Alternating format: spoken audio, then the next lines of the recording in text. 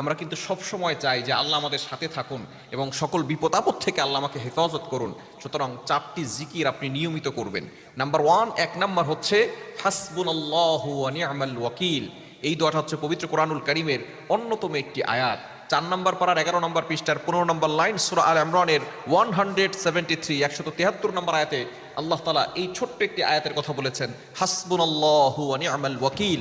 এই দোয়াটা আপনি নিয়মিত পড়ার চেষ্টা করবেন। 1 নম্বর আমলই হচ্ছে এটা হযরত ইব্রাহিম আলাইহিস সালাম যখন কঠিন বিপদে পড়েছিলেন, নমরুদ যখন তাকে আগুনে নিক্ষেপ করেছিল, তখন ইব্রাহিম আলাইহিস সালাম এই দোয়াটি পড়েছিলেন, হাসবুনাল্লাহু ওয়া নি'মাল ওয়াকিল।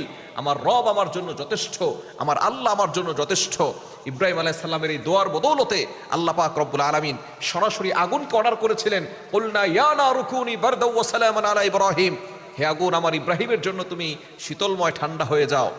40 দিন পর্যন্ত নমরুদ আগুনে নিক্ষেপ করেছিল ইব্রাহিম আলাইহিস সালামের, তাকে পোড়াবে তো দূরের কথা, একটা পশম পর্যন্ত আগুন জ্বালাতে পারে নাই।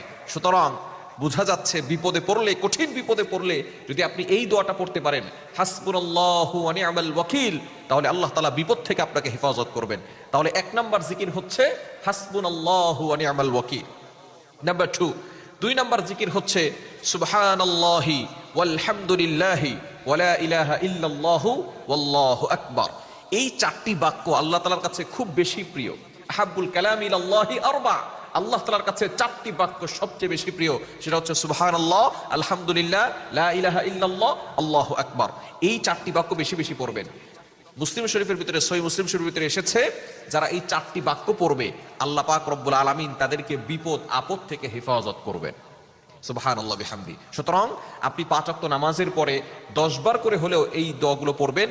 এবং একটি হাদিস রয়েছে 33 বার করে পড়া, সুবহানাল্লাহ 33 বার, আলহামদুলিল্লাহ 33 বার, আল্লাহু আকবার 33 বার, এবং চতুর্থ বারের সময় আপনি লা হাওলা ওয়ালা কুওয়াতা ইল্লা বিল্লাহিল আলিয়্যিল আযীম, লা ইলাহা ইল্লাল্লাহু ওয়াহদাহু লা শারীকা লা, লাহুল মুলকু ওয়া লাহুল হামদু ওয়া হুয়া আলা কুল্লি শাইইন কাদির, এটা পড়বেন। তবে অবশ্যই এই দোয়াগুলো আপনি বেশি বেশি পড়ার চেষ্টা করবেন। 2 নম্বরে সুবহানাল্লাহি ওয়ালহামদুলিল্লাহি ওয়া লা ইলাহা ইল্লাল্লাহু ওয়াল্লাহু আকবার।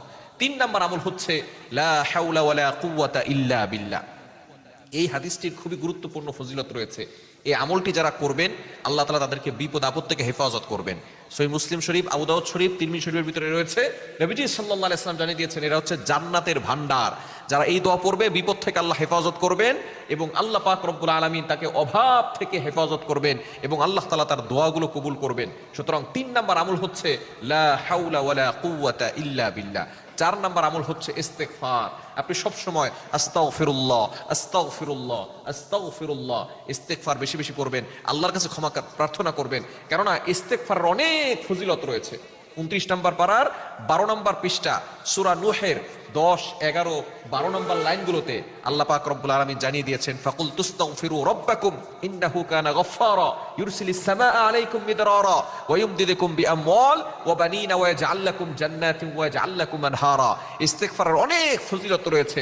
আল্লাহ আপনার গুনাহ ক্ষমা করে দিবেন, জান্নাতের ব্যবস্থা করবেন, জাহান্নাম থেকে মুক্তি দিবেন।